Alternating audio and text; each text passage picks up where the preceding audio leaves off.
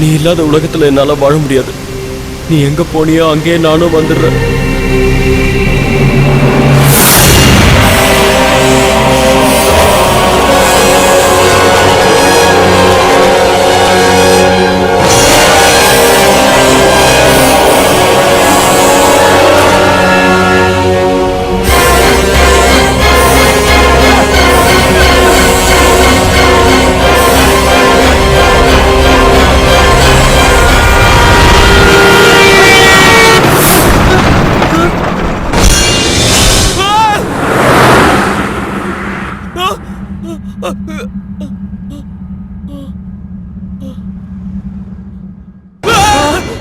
என்னையாச்சு உனக்கு?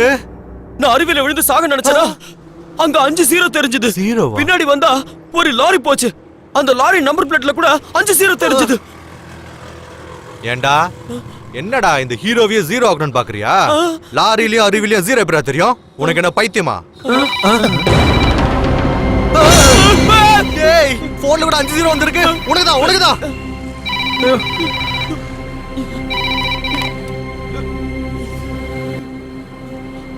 அந்த எஸ்டிடி பூத்ல என்ன பண்ணிட்டு இருக்க அர்ஜுன்? ஏன்டா பேய பார்த்த மாதிரி பயப்படுற? யாரு பேசுறது?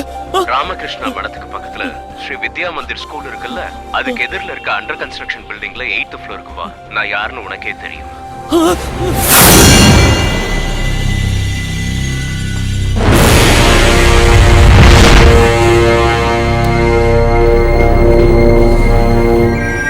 நண்பா, உனக்கு போன் பண்ணி வர சொன்னார்ல, அவர் மாடியில இருக்காரு, போய் பாரு.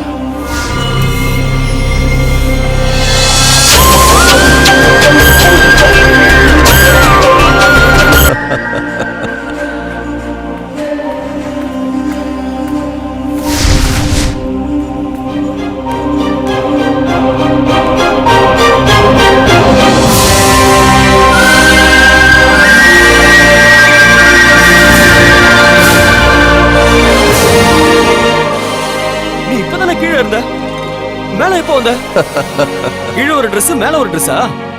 அதெல்லாம் சரி, நீ யாரு? என்ன எதுக்காக வர சொன்ன? உன் பாட்டியோட சேர்ந்து நீயும் சாகலான்னு நினைச்ச, ஆனா வெட்டியா விடல.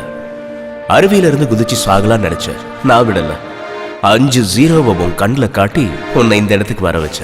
அப்படின்னா நீ என்ன பத்தி நீ தெரிஞ்சுக்கிறதுக்கு முன்னாடி உன்னை பத்தி நல்லா தெரிஞ்சுக்க.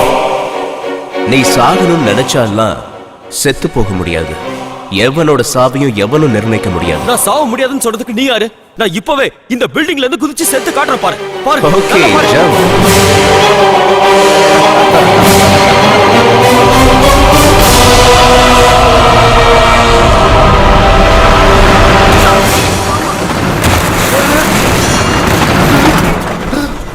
ஸ்டாப்.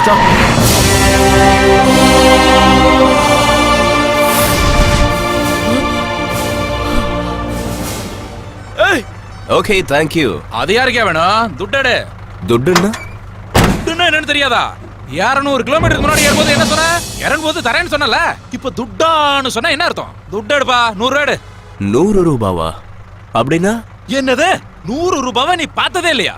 என்ன கேனே நினைச்சியா? ஏதோ டீசெண்டா இருக்கிறியான்னு வண்டியில ஏத்துன. எங்களை மாதிரி ஏழை பாளைகளை ஏமாத்தினா உனக்கு 1000 ரூபாய் லாஸ் ஆகும். வந்துட்டேன் காலம் காத்தால சாவுக்கிறேன். சார் அந்த ஆளு 200 கிலோமீட்டருக்கு முன்னாடி ஏறனா? ஆமாயா, அவன் ஒரு பெரிய 420 கேடி. வா சார், இப்பதான் சார் அவன் 8வது மாடியில நின்னுட்டு இருந்தான். அவன் சொன்னதுனாலதான் நான் மாடியில இருந்து குதிச்சேன். என்னது 8வது மாடியில இருந்து அவன் சொன்னாரு நீ குதிச்சியா? குதிச்சும் பொழைச்சிட்ட. இதை நான் நம்பணும். அடிச்சு போயா. நானே நீ இப்பதானே 8வது மாடியில இருந்த, அதுக்குள்ள எப்படி 200 கிலோமீட்டருக்கு பின்னாடி அந்த மாடியில இருந்து வந்த? 200 கிலோமீட்டர் இல்ல, 2000 கிலோமீட்டரா இருந்தாலும் ஏறி வந்துருவேன். சரி, உன் கதைக்கு வா. சாகரன்னு சொன்ன, சாகல. தட் இஸ் ஃபேட், விதி. தலையெழுத்துன்னு எதுவுமே இல்லன்னு சூசைட் பண்ணிக்கிறவங்க எல்லாம் உன்ன மாதிரி பொழைச்சிருவாங்க. ஏன் தலையெழுத்து உனக்கு எப்படி தெரியும்? யாருக்கு எப்போ என்ன நடக்கும்னு எனக்கு மட்டும்தான் தெரியும். எல்லாம் தெரியறதுக்கு நீ என்ன பெரிய தெய்வமா? ஆமா. நீ தெய்வமா? எதுக்கு சிரிக்கிற? நீ சொன்னது கேட்டு சிரிக்காம? நீ இப்ப எங்க இருந்து குதிச்ச? மாடியில இருந்து குதிச்ச. அப்ப நீ எங்க விழுந்த? ரோட்ல விழுந்த. இப்ப எங்க இருக்கன்னு பாரு. பயமா இருக்கு. இவ்வளவு பயம் இருக்குல்ல, அப்புறம் எதுக்கு தேவையில்லாம சாகுன்னு டிசைட் பண்ண? சாவுனா உனக்கு பயம் தானே? யாருக்கு தான் இல்ல. சரி அதெல்லாம் போகட்டும், நீதான் கடவுள்னு நான் எப்படி நம்புறது? நம்பிக்கை வரலையா? இரு, இப்ப வருதா? பாட்டி பாட்டி பாட்டி. டேய் டேய், நான் உன் பாட்டி இல்லடா, நான் தான். இப்ப பாரு. நானு நான் இல்ல, நீ இல்ல, நான். நீ இல்லடா, நான் தான். இப்படியே இருந்துருவா? வேண்டாம், இதுக்கு முன்னாடி எப்படி இருந்தியோ அப்படியே இரு. ஆனா நீ ஒன்னும் தெய்வம் இல்ல, நீ யாரோ மந்திரவாதி. ஆஹா.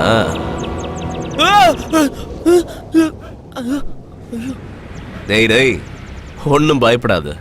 நீ என்னைக்காவது தெய்வத்தை பார்த்திருக்கியா? ஏன் பார்த்ததில்ல?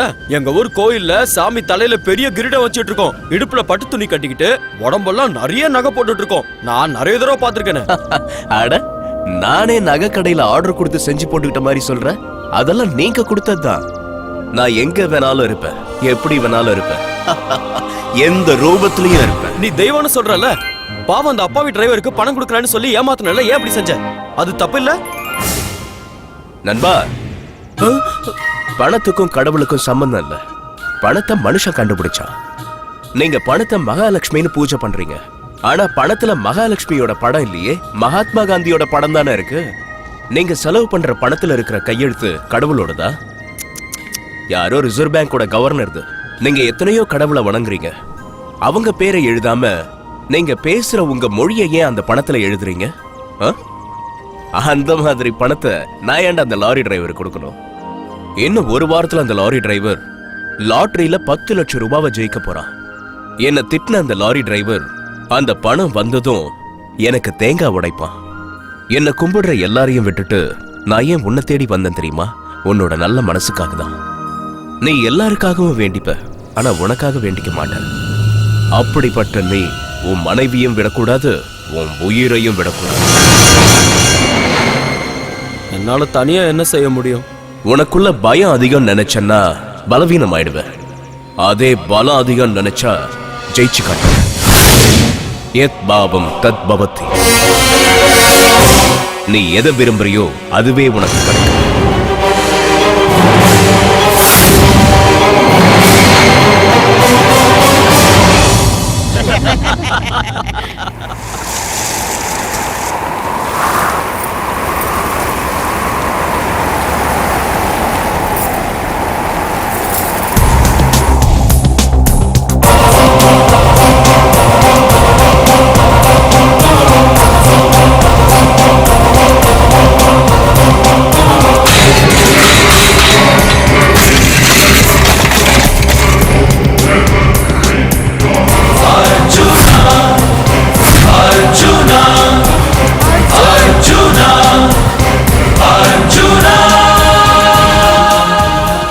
எழுந்து வந்துட்டான். இனி உன் கல்யாணம் அவ்வளவுதான். மாப்ள, நாம முடிவு பண்ண தேதியில கல்யாணம் நிச்சயம் நடக்கும். டேய், கொல்லுங்கடா அவனை.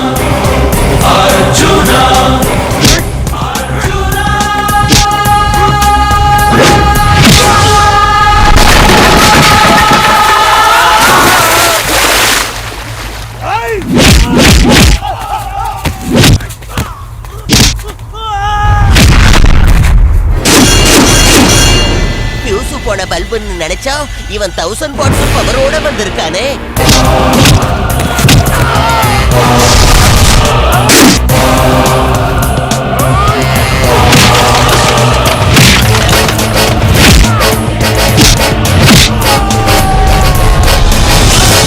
அங்க பாத்தீங்களா, அடிச்சு தூள் கலப்பி பொளந்து கட்டுறோம்.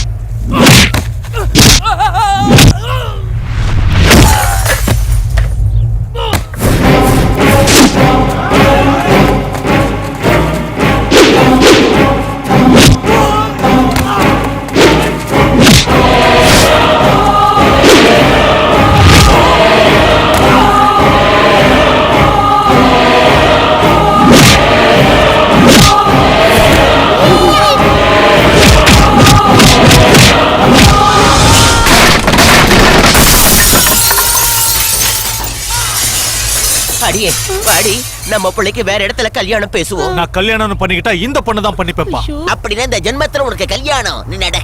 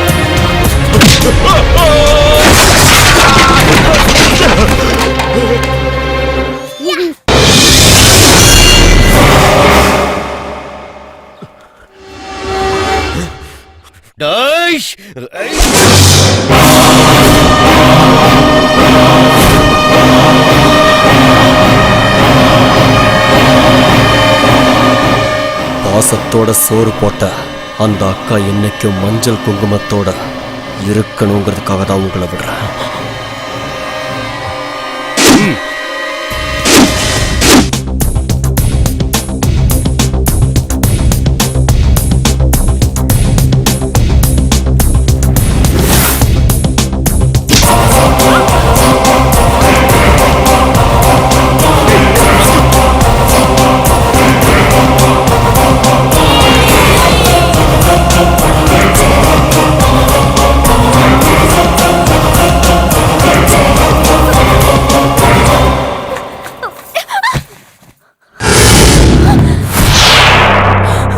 இப்போல இருந்து இதுதான் உன் வீடு. நீ என்ன இஷ்டப்பட்டு கல்யாணம் பண்ணிட்டியாங்கிறதெல்லாம் எனக்கு தேவையில்லை. என் உடம்புல உயிர் இருக்கிற வரைக்கும் நான் உன்னை எவனுக்கும் விட்டு கொடுக்க மாட்டேன். நான் சொன்னது நடக்கல, நான் ஆம்பளையே இல்லடி. உன் மனைவியா தான் வாழணும்னு என் தலையில எழுதியிருந்தா உயிரை விடுவேனே தவிர கண்டிப்பா உன் கூட குடும்பம் நடத்த மாட்டேன். 10 பேரை அடிச்சு தூக்கிட்டு என்னை இழுத்துட்டு வந்துட்டேங்கிறதுக்காக உன் பொண்டாட்டி ஆயிடுவேன் நினைச்சியா? என் மனசு ஒத்துக்கணும்டா. என் ஜாதகத்துல இருக்கிற தோஷம் போகிறதுக்காக தான் உனக்கு பொண்டாட்டின்னு ஒரு வேஷம் போட்டுக்கிட்டேன். ஆனா அதுக்குன்னு உன் கூட படுத்து 4 பிள்ளைங்களை பெத்து பின் நடிக்காத.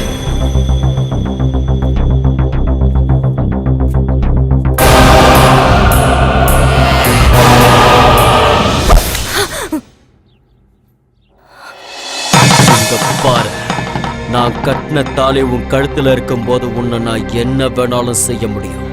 ஆனா என்னதான் தாலி கட்டினாலும் பொண்டாட்டியோட அனுமதி இல்லாம தொடரவன் புருஷனே கிடையாது. நான் இப்ப சொல்றேன்டி, என்னைக்காவது ஒரு நாள் நான் தான் உன் புருஷன் உன் வாயாலைய சொல்ல வைக்கிறேன். அதுக்கு முன்னாடி என் சுண்டு விரல் கூட உன் மேல படாது.